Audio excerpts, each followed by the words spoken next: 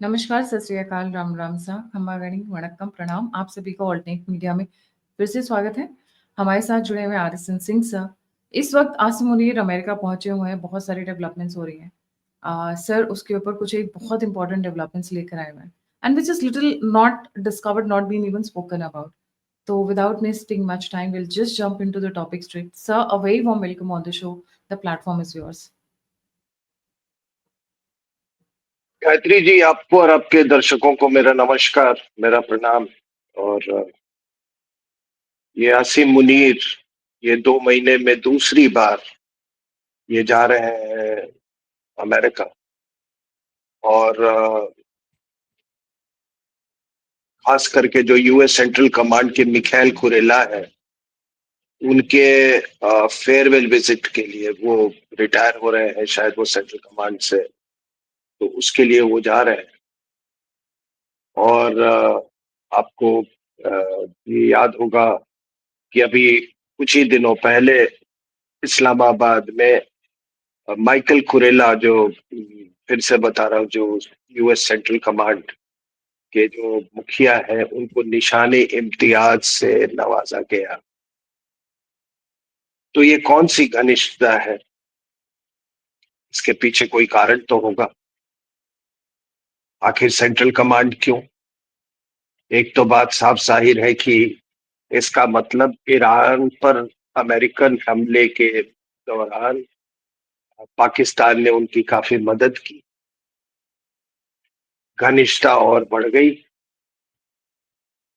दूसरा कि इसके पहले वो ट्रंप से मिले थे, उनके साथ आपको मालूम है, जो कि एक अनप्रेसिडेंटेड इवेंट था। एक यूएस प्रेसिडेंट एक आर्मी चीफ के लिए, किसी भी देश के आर्मी चीफ के लिए, डिप्लोमेसी को बिल्कुल ताके, प्रोटोकॉल का ताके पर रखकर उसके साथ लंच खाया हो। और वहां भी उनसे यही कहा गया, जैसा सूत्रों ने बताया है, कि 2 मुद्दे थे। एक तो ईरान पर हमले का, उसमें पाकिस्तान का सहयोग, और दूसरा था क्रिटिकल मिनरल्स का। अब क्रिटिकल मिनरल्स की आप बात करें तो आप देखिए कि ये सब ऑपरेशन सिंदूर के पहले, अभी जो हम घटना जो हम कह रहे हैं, ये सारा ऑपरेशन सिंदूर के बाद का है। वहां पर ये सेंट्रल कमांड के कमांडर को के साथ इतनी घनिष्ठता, ये सब जो देखने को मिल रहा है, ये पोस्ट ऑपरेशन सिंदूर है। प्री ऑपरेशन सिंदूर क्या हो रहा था? प्री ऑपरेशन सिंदूर पूरे अप्रैल के महीने में एक के बाद एक के बाद एक 3-4 डेलीगेशन वहां पे आए, पाकिस्तान में आए।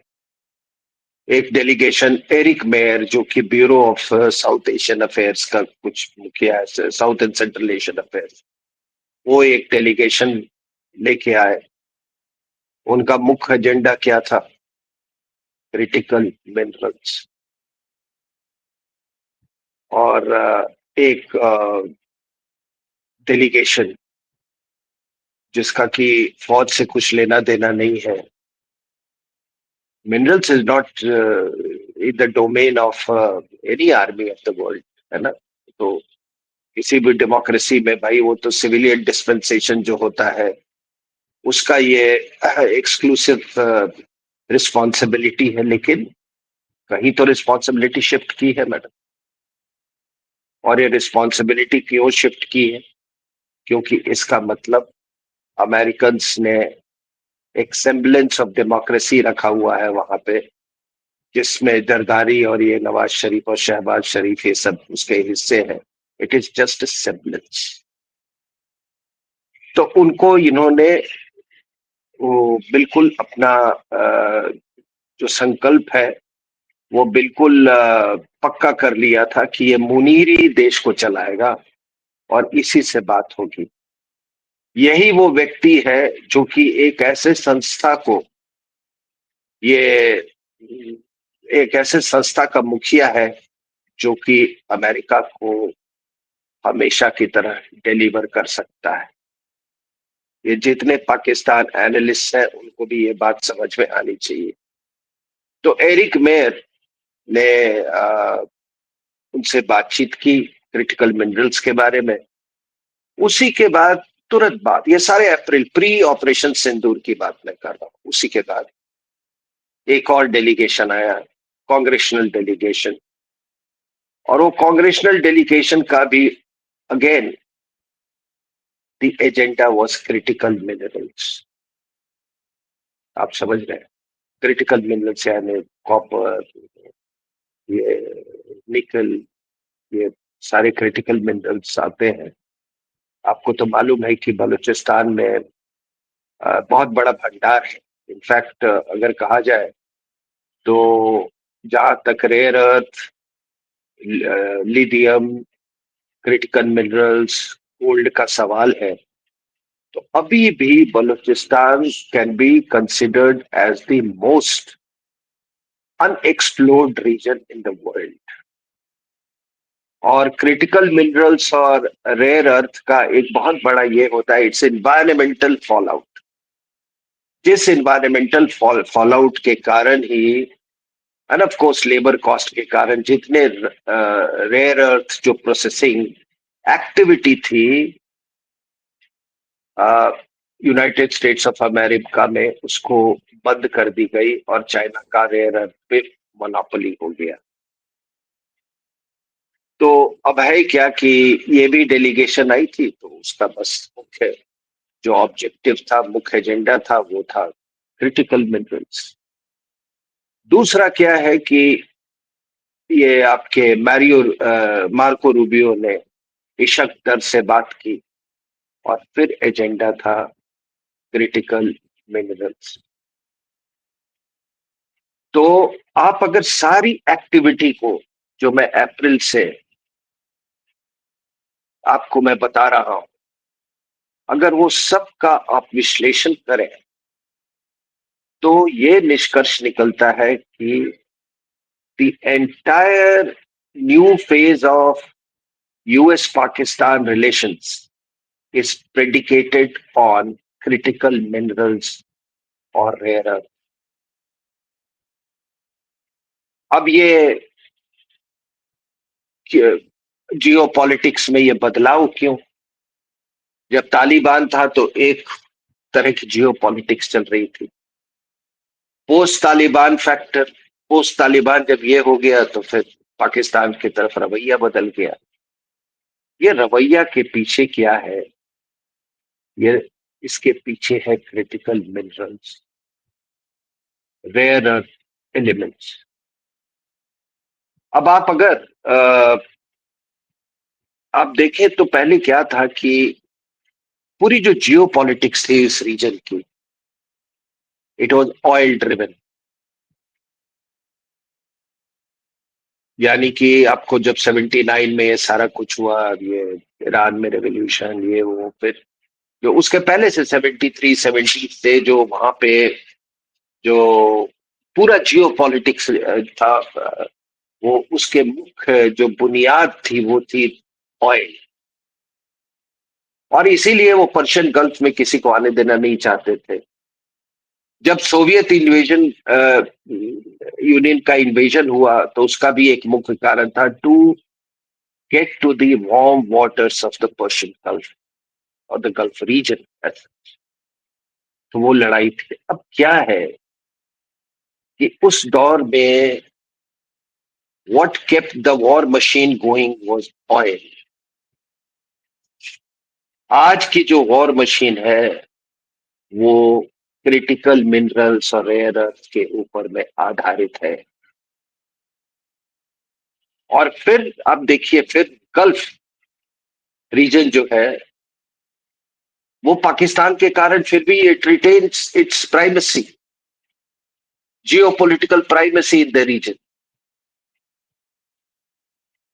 तो वो ऑयल वाले पॉलिटिक्स में भी पाकिस्तान की ऐसी लोकेशन थी कि वो बड़ा इंपॉर्टेंट था।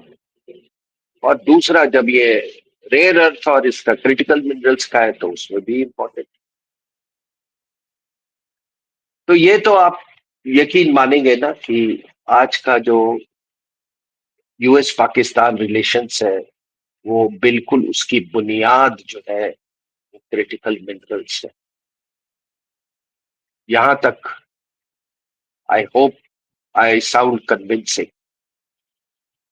अब क्या होता है मैडम कि ये सेंट्रल कमांड को, एक्चुअली मेरी पूरी एनालिसिस वहीं से शुरू हुई कि ये सेंट्रल कमांड के मिखाइल कुरेला से इतनी मोहब्बत क्यों। मिखाइल कुरेला ने तो यहां तक कह दिया कि भाई Pakistan has been a phenomenal partner in counter terrorism. उन्होंने शायद कब उन्होंने क्रेडिट दिया कि 5 इस्लामिक स्टेट खुरासान वालों को लोग पकड़वाने में मदद की। लेकिन आप जब इस तरह के सर्टिफिकेट दे रहे हैं और वो भी एक सेंट्रल कमांड का मुखिया, यूएस सेंट्रल कमांड का मुखिया जब इस तरह का देता है, उस हेडक्वार्टर्स नियर बहरीन, तो वो मुखिया जब इस तरह का सर्टिफिकेट देता है तो यानी कि he has absolve Pakistan of terrorism. अब आप राग अलापते रहो, वो फाइलें लेके जाओ, ये कागज लेके जाओ, एफएटीएफ में मैंने ये कर दिया, पाकिस्तान को इंटरनेशनल उस पर वो कर दिया। Who is bothered? And least of all Americans. उनको तो पैसा चाहिए जहां से मिल जाए, और पैसा जो है वो that money is obtained through the barrel of the gun. और वो गन जो थी, मैं गन की बात जब कर रहा था, मतलब I euphemistically I mean the war machinery, वो तेल से चलती थी। अब आपके ऑपरेशन सिंदूर ने प्रूव कर दिया, रशिया यूक्रेन वॉर ने प्रूव कर दिया कि वो चलेगी अब क्रिटिकल मिनरल से, रेयर अर्थ से। तो अब हुआ क्या मैडम कि देखिए, बड़े ध्यान से समझिए कि अगर आप पाकिस्तान का लोकेशन आप देखें, तो पाकिस्तान का लोकेशन को आप जरा अमेरिकन चश्मे से देखें।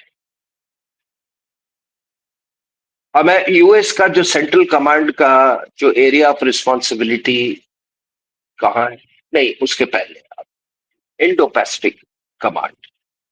इंडो पैसिफिक कमांड जो है, it starts from the western coast of, मेरे पीछे एक मैप लगा हुआ है, शायद ये आपको उल्टा दिख रहा हो इसलिए आई वोंट बी, लेकिन फिर भी आप अगर वर्ल्ड का मैप आप दिखा सकते हैं तो थोड़ा दिखा दीजिए। सर वो मैप सही दिख रहा है, आप जो बोल रहे हैं उल्टा, मैं I'll get another map also जी। अच्छा, आपको सही दिख रहा है ना मैप? बिल्कुल सही दिख रहा है sir. Okay okay okay, so you can see the let me point, ये देखिए आप जो वहां से वो अलास्का है शायद, दी Indo-Pacific Command area of responsibility starts from here, covers the entire Pacific, Australia, Indian Ocean until the western coast of India. This is the Indo-Pacific Command का responsibility. अगर आप देखें तो इंडियन ओशन में तो पाकिस्तान भी है, अरेबियन सी में पाकिस्तान का भी कोस्ट लाइन है ना। It should have been part of the Indo-Pacific Command area of responsibility, लेकिन वो नहीं था। इसलिए नहीं था कि it did not merit geographically, इसलिए था कि चाइना फैक्टर ने उसको रोक रखा था। ठीक है मैडम। और सेंट्रल कमांड का अगर आप इलाका देखिए, तो ये सेंट्रल कमांड का जो इलाका है, ये पूरा it encompasses Pakistan, Afghanistan, Iran, entire central Asia, entire middle east and north east Africa. This is the area of central command. अब ये दोनों के जंक्चर पे अगर आप देखो, या ओवरलैप कह लो, between central command and Indo Pacific command, वो होता है Pakistan. So that is how Pakistan is strategically so important for the Americans.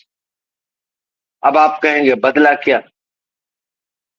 तो बदला ये कि इन्होंने सडनली रियलाइज किया कि यहाँ तो क्रिटिकल मिनरल्स पाकिस्तान ये बलूचिस्तान के एरिया में यहाँ तो क्रिटिकल मिनरल्स और यहाँ तो चाइनीज का इनरोड्स है। ये इनरोड्स आखिर हुआ क्यों? ऑलरेडी चाइनीज का म्यांमार में पूरा स्ट्रैंगल होल्ड है जो वहां के रेयर अर्थ पे, सारा का सारा रेयर अर्थ। अभी आप देख रहे हो फिर से जो junta is on rampage in Myanmar. जो लोग सेलिब्रेट करना शुरू कर दिए थे ना कि द हुंटा इज गॉन, और ये फिर से चाइनीज ने, और इस सब के पीछे एक बहुत बड़ा एक कारण है रेयर अर्थ है, तो म्यांमार पर उसका कब्जा है। दुनिया के 60% रेयर अर्थ और माइंस पर और 90% प्रोडक्शन पर उसका कब्जा है। और अगर इस पर भी कब्जा हो जाए चाइनीज का, पाकिस्तान के जो रिसोर्सेज है, vast resources of critical minerals, huge amount of copper, copper के बिना आजकल कुछ पॉसिबल नहीं, और बाकी तो है ही जो निकल हुआ हो, बाकी जो क्रिटिकल में, अगर ये भी चाइना के अगर पक्ष में मतलब अवेलेबल हो जाए तो ये मोनोपोली तो कोई तोड़ ही नहीं सकता ना मैडम, चाइनीज का। So the monopoly has to be broken somewhere. तो इन्होंने रियलाइज किया कि जो इंडो पैसिफिक का जो ताइवान कंपोनेंट, ये ये देखिए यहाँ पे जो ताइवान कंपोनेंट है इंडो पैसिफिक का, उन्होंने कहा कि ये जो सिक्योरिटी जो हमारा जो स्ट्रक्चर है इंडो पैसिफिक स्ट्रेटजी के तहत, it is too much focused on Taiwan. Taiwan को लेके क्वाड्स है, क्वाड है, उसमें जापान है, ऑस्ट्रेलिया है, साउथ कोरिया, ये पूरा ये, तो फोकस यहां पे ज्यादा था। तो इन्होंने कहा कि इस पर हम जब फोकस करने लगे तो हम, और इंडियन ओशन पे ऑफ कोर्स, तो हमने देखा कि जो इंडो पैसिफिक स्ट्रेटजी का जो साउथ एशियन कंपोनेंट है उसको हमने नेग्लेक्ट कर दिया, and that is how Chinese started making inroads through the China Pakistan economic corridor. अब आप समझ रहे हैं मेरी बात? तब हो क्या गया है कि suddenly central command has become very active as far as Pakistan is concerned, and even from the strategic point, Indo-Pacific strategic point of view, Pakistan का जो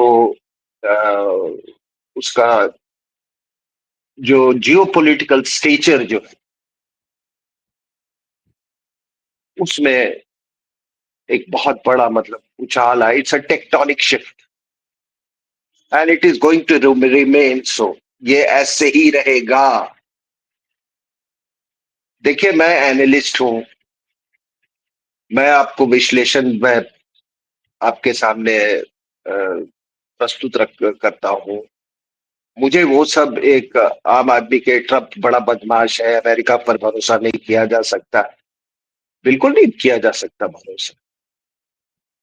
लेकिन ये पूरे इस मामले के पीछे मंशा क्या है, मैं उसकी बात कर रहा हूं। तो आप देखिए ये क्या है कि पाकिस्तान और यूएस का बहुत कॉम्प्लेक्स रिश्ता है। अगर पाकिस्तान अगर इनकी क्लोज प्रॉक्सिमिटी है, खास करके यूएस मिलिट्री और अमेरिका की, there is also the factor of strategic partnership with China. China के साथ इनका स्ट्रेटेजिक पार्टनरशिप इनके अगर प्रिज्म से देखें, पाकिस्तान मिलिट्री के प्रिज्म से, वो स्ट्रैटेजिक नहीं है। पाकिस्तान के लिए इट जो इसकी मोहब्बत जो है चाइना के लिए, it is purely driven by hatred for India,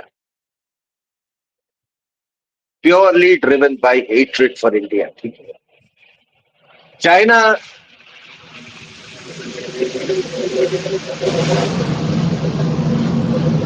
China का क्या है, चाइना का जो जियो पोलिटिकल इंटरेस्ट या स्ट्रेटेजिक इंटरेस्ट है पाकिस्तान पे, it is to exploit the geo strategic location of Pakistan. इसलिए उसको पाकिस्तान से मोहब्बत, एक्सप्लॉइट किया भी है। 60s में उन्हें काराकोरम हाईवे कर लिया, इसलिए मोहब्बत थी। उसके बाद ये अब China Pakistan economic corridor, it gives you all the way, in road to Gwadar port. So what happens, अगर ग्वादर ग्वादर मटेरियलाइज कर जाता, तो American Indo Pacific strategy goes for 6। एक नया प्लेयर आ जाएगा। तो ये एक बड़ा कॉम्प्लेक्स सा वो था। ठीक है, और अगर आप देखें, ये क्या, एक्चुअली अगर एक नजरिए से देखें, तो पाकिस्तान जो है वो सेंट्रल कमांड और इंडो पैसिफिक कमांड के बीच में ट्रैप्ड है। इंडो पैसिफिक कमांड अगर आप देख ले, उसमें there are 36 countries in that region, almost, Indo Pacific command में। और क्या है ऑब्जेक्टिव इंडो पैसिफिक कमांड का, कि ऐसे अलायंसेस तैयार करना जो कि चाइना को काउंटर कर सके, उसको चेकमेट कर सके। तो आपने उसको चेकमेट करने के लिए क्वाड बनाया, ये बनाया, फोकस आपका उस तरफ था। और यहां पर आपका मतलब ये पाकिस्तान के थ्रू वो इंडो पैसिफिक स्ट्रेटजी को वो बिल्कुल न्यूट्रलाइज करने की हालत में वो पहुंच गया था। ठीक है ना। वो दूसरी बात है कि बलूचियों ने ऐसा होने नहीं दिया। ठीक है, तो यूएस के लिए ये बड़ा मुश्किल था, ये बैलेंस करना between the strategic imperatives of central command, और पूरा पूरा जो ये ईरान इराक ये सब देख रहे हैं, सब सेंट्रल कमांड का हिस्सा है। और इंडिया पाकिस्तान जो देखा आपने, और पाकिस्तान इंडिया पाकिस्तान ये मतलब एक तरह से partly central command, partly Indo Pacific command के उसमें ये। तो अब आप देखिए कि आखिर पाकिस्तान बिना चाइना को एंटेगनाइज किए, और ये बहुत बड़ी चुनौती है मुनीर के लिए, कि कि आखिर पाकिस्तान बिना चाइना को एंटेगनाइज किए इंडो पैसिफिक स्ट्रेटजी को तो सपोर्ट कर नहीं सकता था। और बिना ईरान को एंटेगनाइज किए वो सेंट्रल कमांड का भी मतलब एक जो माइकल कुरेला का दुलारा भी नहीं बन सकता था, मिखाइल कुरेला का। तो पहले ही ईरान को तो उसने जो करना था कर दिया। ठीक है, क्या बोले उसको, अगर आप बिट्रेयल बोलना चाहते हैं तो अपने आप को इस्लामिक कंट्री का तब it betrayed. Now the question has come, the time has come for Pakistan to betray China, और वही आसिफ मुनीर कर रहा है। लेकिन इन दोनों को और हाँ, और देखिए सेंट्रल कमांड में इंडो पैसिफिक स्ट्रेटजी में तो है ही, इन दोनों की एम्ब्रेस है चाइनीज चाइनीज और पाकिस्तान की, by way of China Pakistan economic corridor. Central command में चाइना और यूएस भी दुश्मन है। जितने सेंट्रली, आपको तो याद होगा कि किस तरह से चाइना ब्रोकर कर रहा था peace between Saudi Arabia and Iran, और उसके फुटप्रिंट्स बढ़ रहे थे ये। तो जब से ये ईरान पर हमला हुआ, वो तो अभी थोड़ा वो पीछे की तरफ वो उसको धकेल दिया है, वो जो ग्रोइंग फुटप्रिंट्स जो थे चाइना के। लेकिन जो ये चाइनीज पाकिस्तान एम्ब्रेस को तोड़ने में, या दोनों को उस एम्ब्रेस से यू नो दोनों को पुल आउट करने में, पाकिस्तान को चाइना से पुल आउट करने के लिए, you need something very extraordinary, because it amounts to a geopolitical tectonic shift, जो कि दशक में एक बार होता है, कई दशकों में एक बार होता है। और वो स्ट्रैटेजिक इम्प्रेस से, चाइनीज स्ट्रैटेजिक इम्प्रेस से निकालने वाला वो है, उन्होंने मुनीर को तय किया। और ये बात चाइना को समझ में आ गई थी, सब ऑब्वियसली समझ में आ गई। तो चाइना ने ये इंडोनेशिया और उसके विजिट पे था, जाने वाला था श्रीलंका पे, और उसको रद्द करके उसको बीजिंग से बुला रद्द करना पड़ा, और बीजिंग के बुलावे पर इसको जाना पड़ा। ऑब्वियसली उसकी वहां पर चाइनीज ने अपनी जो चिंता ही नहीं, चिंता तो व्यक्त की ही होगी, साथ में धमकी भी दिया होगा, वार्निंग भी दी होगी। तो अब क्या है कि ये अ,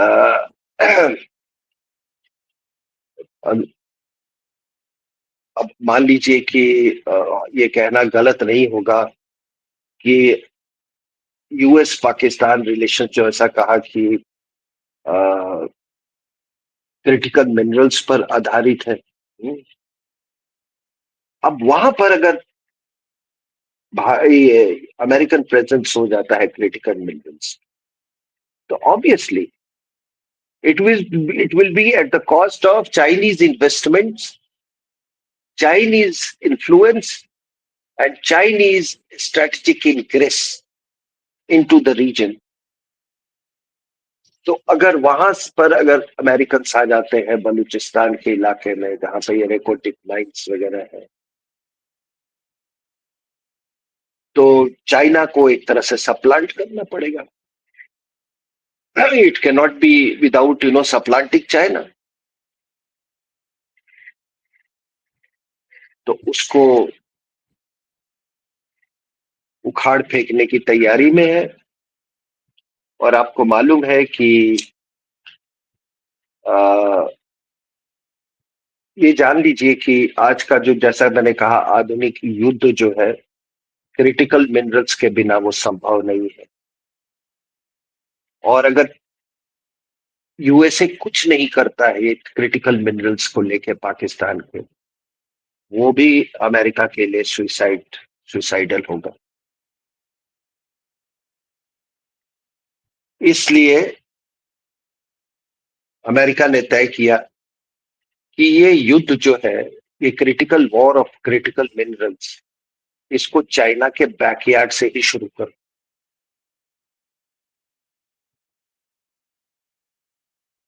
सो और जाहिर सी बात है कि अगर ये क्रिटिकल मिनरल्स को लेके, रेयर अर्थ को लेके पाकिस्तान के, अगर ये वाकई में एक बहुत बड़ा प्लेयर बनना चाहते हैं, तो वहां पर स्टेबिलिटी तो लानी होगी बलूचिस्तान। अगर पाकिस्तान ने ना कर दिया होता, या अभी भी मुकर जाता है वो, तो ये जान लीजिए कि Balochistan will become another country, will be carved out as another country। Munir इस बात को समझता है। और इसके लिए स्टेबिलिटी के लिए तो बलोच इंसर्जेंसी का कुछ निदान तो ढूंढना पड़ेगा। पाकिस्तान जो है वो कर्ज में अभी डूबा हुआ है, ठीक है ना।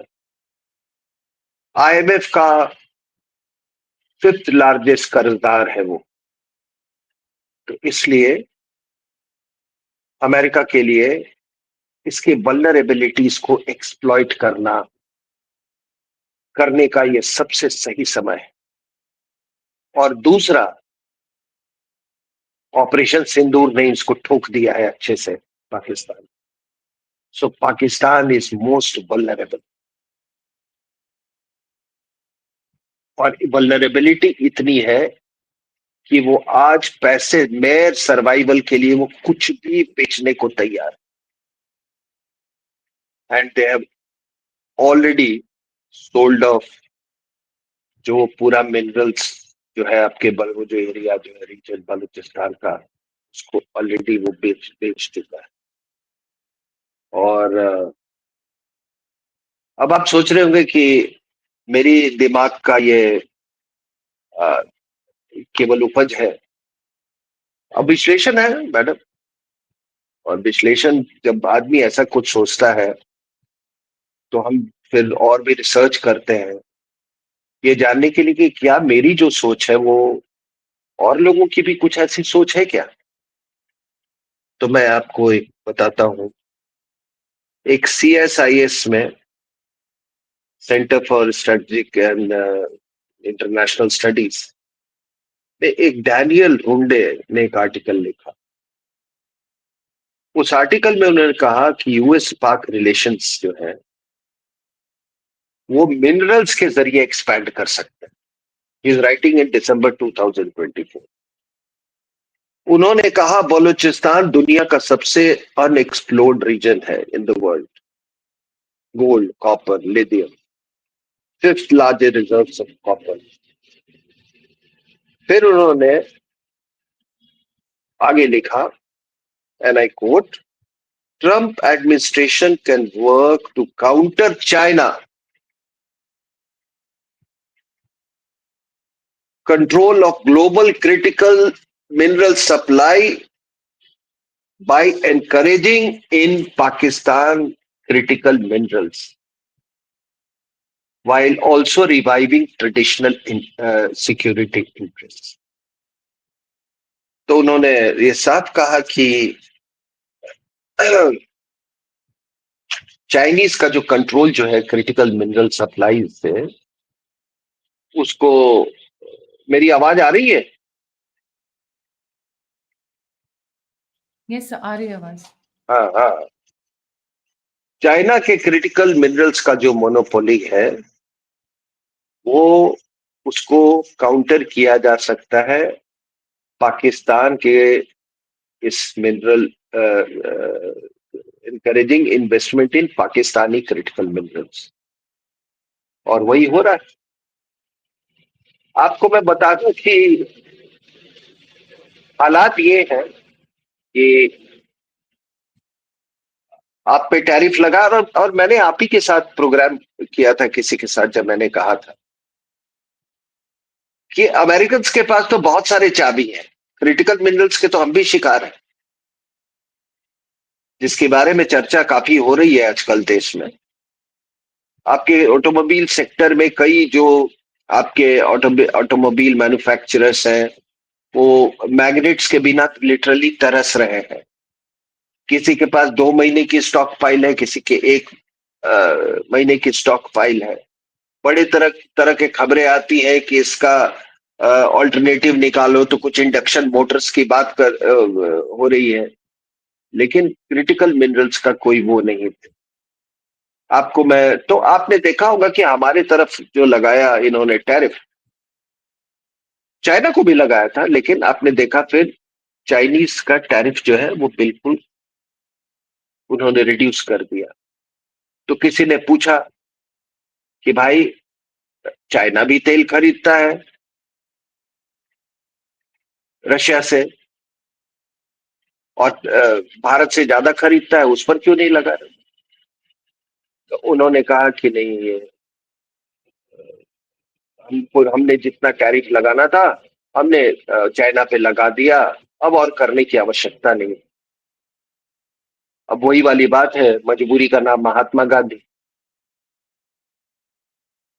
हुआ क्या है मैडम कि चाइना ने इनकी स्क्रू टाइट कर दी, वो क्रिटिकल मिनरल्स को लेके, ये क्रिटिकल मिनरल्स और इसको लेके रेयर अर्थ को। और रेयर अर्थ के बिना तो कुछ भी नहीं हो सकता। सोलर हो, सैटेलाइट हो, आपके मोबाइल फोन्स हो, आपके मिसाइल्स हो, आपके ड्रोन्स हो, आपके ये हो, कुछ भी नहीं बन सकता। The American industry is facing a big problem, arms industry. और बाकी तो चलो कुछ स्टॉक पाइल रखे हुए हैं, कम बेसी रखे हुए हैं। ड्रोन इंडस्ट्री, ड्रोन इंडस्ट्री में आपको जो स्टार्टअप्स बहुत ज्यादा है, उनके पास तो नहीं है ना। तो you see how critical minerals is affecting warfare. ये तो चाइना का मोनोपोली हो जाएगा। तो इसलिए जब इन्होंने वो जर्मेनियम, डिस्प्रोजियम, ये सब सारे जो क्रिटिकल मिनरल्स है, रेयर अर्थ मैग्नेट्स है, उसको लेके चाइना ने इनको चाबी चाबी दी है ये कर। मैम देखिए, आपको मैं एक बात बता दूं कि पहला इंडस्ट्रियल रेवोल्यूशन जो हुआ था ना, वो कोल पे हुआ था। इनफैक्ट जो नेवल पावर ये था कि जो लोग पहले ऑयल पे स्विच ओवर कर गए, वो जो ट्रांजिशन पीरियड था फ्रॉम कोल टू ऑयल, वो मैरीटाइम दादा बन गए थे वो लोग। ठीक है ना। For example United States of America, the British change from coal to oil much later. तो वो वो कोल का पीरियड था। और दूसरा, जब ऑयल का पीरियड आया, एटलीस्ट ऑयल में एक चीज था, मोनोपोली थी, मिडिल ईस्ट का बहुत बड़ा दबाव था उसमें, बट इस तरीके का कंसंट्रेशन ऑफ, क्या मैं बोलूं, that concentration of strategic power by virtue of uh, fuel fossils, इस तरह का नहीं था। ऑयल ऑयल ऑयल और भी जगह पे अवेलेबल थे, कम बेसी मिल जाता था, लेकिन क्रिटिकल मिनरल्स का तो बहुत डेंजरस स्पेस में, when 90% production is in the hands of the Chinese। तो ये जो भी आप देख रहे हैं, माइकल कुरेला का आना, ये इसका फील्ड मार्शल बनाना, इसको ठुकवाना, इसको इंडस वाटर ट्रीटी को ये सब, आप ये एक जियो पॉलिटिकल शिफ्ट, एक जिसको टेक्टोनिक बोलते हैं, वो शिफ्ट है। और वो शिफ्ट जो हो रहा है, वो आपको रेयर अर्थ और क्रिटिकल मिनरल्स के कारण हो रहा है। मैं अपनी बात यही सब।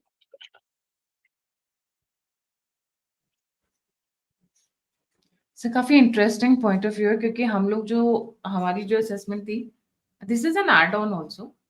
ये लग रहा था कि वो पाकिस्तान से यूएस गए हैं basically for preparing for another war against Bharat. He is up to something. और इनफैक्ट उनकी स्टेटमेंट्स भी आई हैं, अगर आज आप सुबह की उनकी स्टेटमेंट्स उठा के देखेंगे तो कह रहे हैं मुकेश अंबानी के कोड़ा के उस पे जामनगर और वो सब पे अटैक कर देंगे। देन ही इज सेइंग कि अगर if I go down, if Pakistan goes down, they will take half of the world down, we will launch nuclear attacks. In fact morning की न्यूज़ है ये सारी, वो कल छोड़ो, शाम को लेकर। ये देखो, ये क्या है ना कि ये डे टू डे बेसिस का, ये अखबार में स्टेटमेंट्स स्टेटमेंट्स ना हो तो अखबार नहीं चलती है। अखबार तो छपेगी ही नहीं ना। तो मैं आपको जो बता रहा हूँ, this will hold good for many years to come. ठीक है, ये बुनियादी चीज है। बाकी उसने ये कह दिया, मैं फोड़ दूंगा, मैं फाड़ दूंगा, मैं ये कर दूंगा, मैं दुनिया बर्बाद कर दूंगा। Let him try and get the whole world down. जी, बिल्कुल सही सर, सही। जरा पानी रोक दिया तो तुमने किया ही नहीं यार। इससे बड़ा बेइज्जती और इससे बड़ा हथियार क्या हो सकता है कि तुम्हारा पानी रोक दिया, और वो भी नहीं, ये नहीं केवल धमकी दी है, काम ऑलरेडी शुरू हो चुका है उस पे। तो ये ठीक है ना, ये क्या है कि He's saying, वो कहते हैं ना जब मैडम, मैडम ऐसा है कि लोग कहते हैं ना कि small minds discuss events and great minds discuss ideas. ठीक है, तो मैं आपको, I am telling you the idea behind the whole thing. ये बाकी ये सब चलता रहता है, वो आसिम मुनीर ने ये कह दिया, आसिम मुनीर ने वो कर दिया। बात है कि वो ठुका, उस पर पानी का वल्नरेबिलिटी है, उसको बिग पावर प्रोटेक्शन प्रोटेक्शन को लेके वल्नरेबिलिटी है, उसको क्रिटिकल मिनरल्स के लेके वल्नरेबिलिटी है, उसको फाइनेंशियल वल्नरेबिलिटी है, which the Americans are exploiting. और ये आप तमाशा, अभी आपको ये भी मैं कुछ प्रिडिक्ट कर दूं, अभी आप आगे देखिए चाइना और पाकिस्तान के बीच में क्या तमाशा। भाई पूरी belt road initiative is at stake. China Pakistan economic corridor अगर नहीं रियलाइज होता है तो चाइना का पूरा belt road initiative is at stake. एक उधर उधर यूनुस को बैठा दिया है इसीलिए ताकि उस तरफ जो है चाइना म्यांमार इकोनॉमिक अमेरिकन का वहां प्रेजेंस हो बे ऑफ बंगाल में, और वहां पे ये चाइना म्यांमार इकोनॉमिक कॉरिडोर को बंद किया जाए। So this is the entire Jio politics.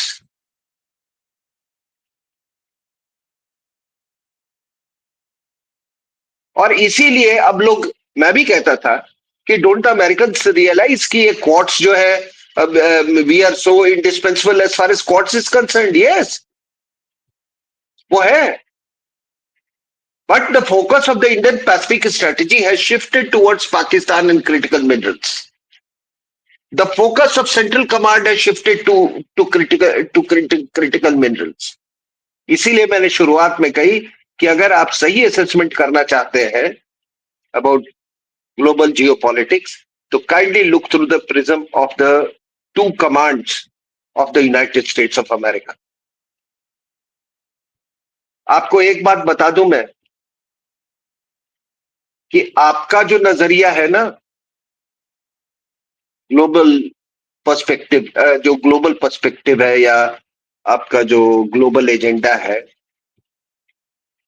वो आप अमेरिका के साथ इसलिए नहीं मैच कर सकते कि वो है, they are outsourced, you know, not outsourced, they are, it devolves on the various military commands. That is why Mikhail Kurilla is so important.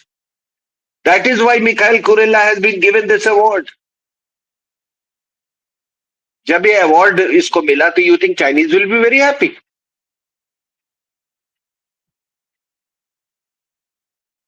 तभी तो इसको बुलाया है। तो आगे देखिए इसका how does it play out, you know, geo politically as far as, you know, Pakistan China is concern. तो ये बहुत तेजी से शिफ्ट कर रहा है मैडम जियो पॉलिटिक्स जो है। अब ट्रंप ने लंच को बुलाया, अरे लंच पे उसको क्या, ट्रंप भूखा था या वो भूखा था? ऑब्वियसली कोई प्रेसिडेंट बुलाएगा तो चाबी तो दिया होगा ना, अकेले में कुछ अच्छी चाबी दी होगी। जी तो ये पाकिस्तान चाइना एंगल आप थोड़ा सा इसको आगे आगे देखिए। जी, thank you so much sir for joining. जाने से पहले सभी व्यूअर्स से रिक्वेस्ट है, please don't forget to like, subscribe and share the alternate media. अगर आप कंट्रीब्यूट करना चाहते हैं तो यूपीआई और नंबर दोनों स्क्रीन के ऊपर है। आप फीडबैक देना चाहते हैं, मुझसे जुड़ना चाहते हैं, इन्फॉर्मेशन शेयर करना चाहते हैं, तो सभी के सभी लिंक्स डिस्क्रिप्शन बॉक्स में। इसी के साथ जय हिंद, जय श्री राम, हर हर महादेव।